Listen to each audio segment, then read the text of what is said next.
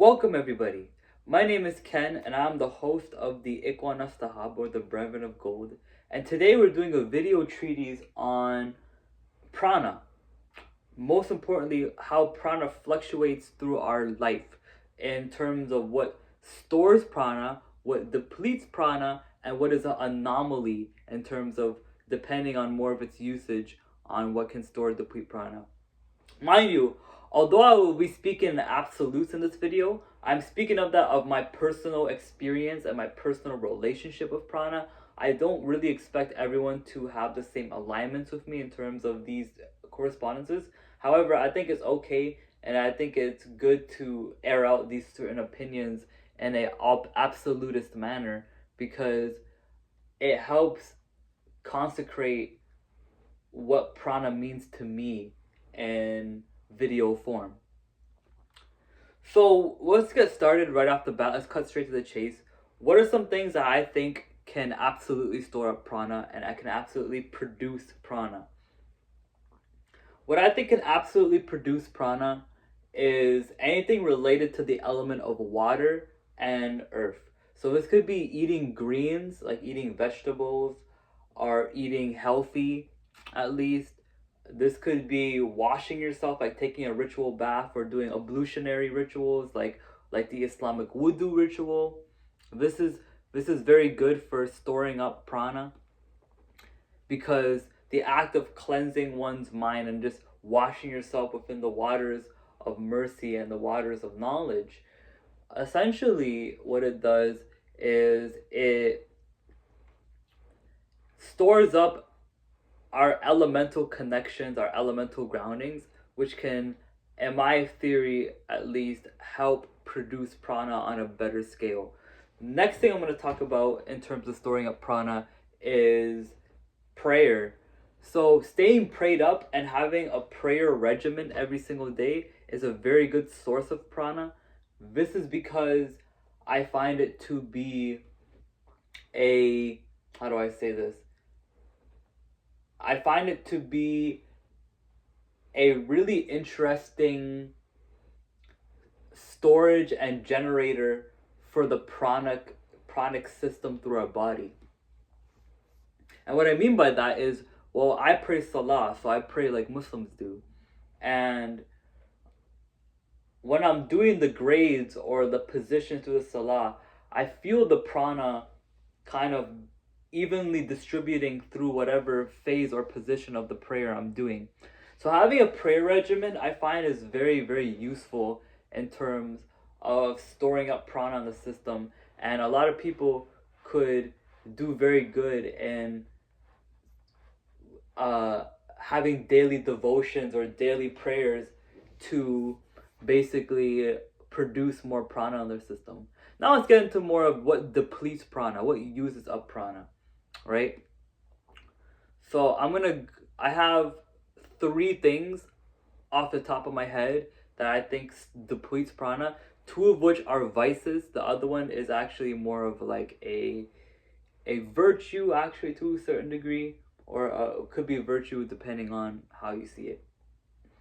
So the first thing I want to say depletes prana is unnecessary releasing, unnecessary and purely lustful releasing.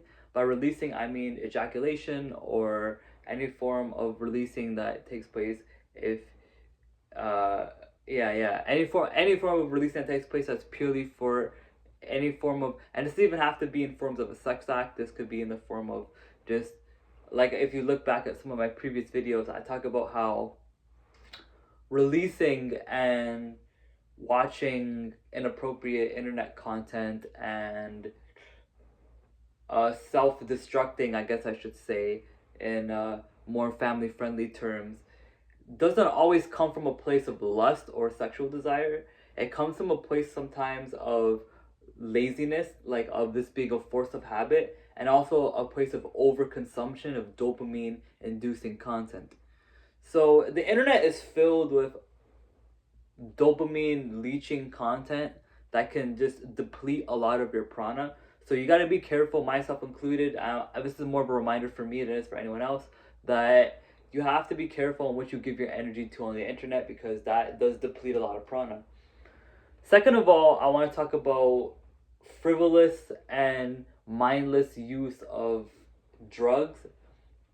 I find that when if I'm using a substance, let's say the ganja or even other substances that people claim have like spiritual healing factors to them, I will have a regimen on rituals I want to do for the day or stuff I want to do for the day, and sometimes that just takes all my prana away from doing it. Now that could be my fault in hand and not the substance's fault in general. But even if it's my fault, I think it's worth noting that those things should be avoided sometimes, and those things could be a possible detriment to and in recent times I find them to be more of a detriment than a growth factor in terms of producing prana in my system. While certain substances and have always been used for entheogenic, that means like ritualistic purposes in past times, remember that the substances we have access to today are very sanitized and very produced and processed versions of those substances. So it's good to keep in mind that while yes, the Egyptians and the Mayans and the Aztecs and even possibly the Israelites too indulged in these substances, the way that it was produced, manufactured, and agricultured was way different. Thirdly, we're going to get into something that I think is more of actually a positive practice, at least in my life, that depletes prana, and that is ceremonial and ritualistic magic. So, magic, I've done long treatises on it. If you guys would like a treatise on magic, that could be done. But I've spoken about it on live streams many different times. Magic can be actually, although it can store prana depending on your form of it, it can deplete a lot of it if you're doing it for external purposes that most people are doing it, or even if you're doing it for balancing purposes like what I do, the Kabbalistic cross and the middle pillar. So whenever I'm doing the Kabbalistic cross and middle pillar, I need to store up some prana in my system, because when I'm doing the grades of the Kabbalistic cross, right? I'm just doing it right now on the camera in front of you. um that takes prana for me to distribute and give out the prana that evenly throughout my system. So the last two things we're going to talk about is the anomalies. The anomalies are basically like stuff that could be either productive or regressive to or depleting of your prana. The first one I want to talk about is yoga.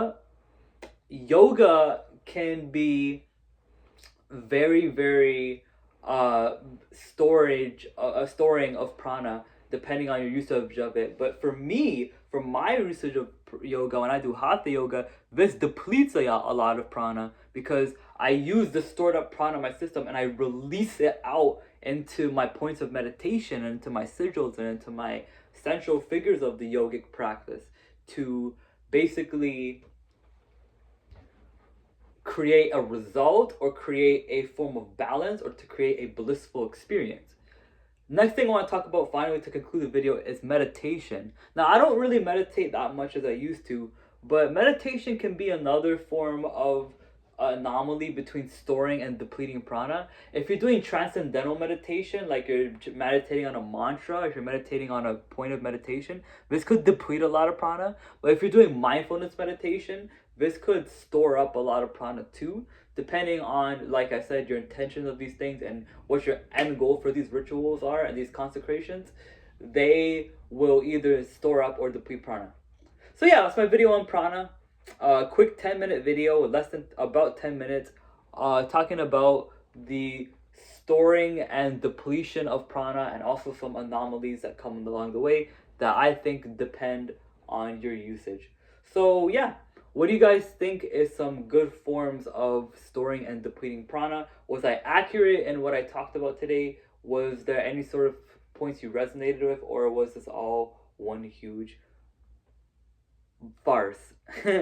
Anyways, regardless, I'm gonna keep doing what I'm doing, and I'm gonna still strive and still struggle. Ken 3 times, Ikwan Istahab, and I'm out.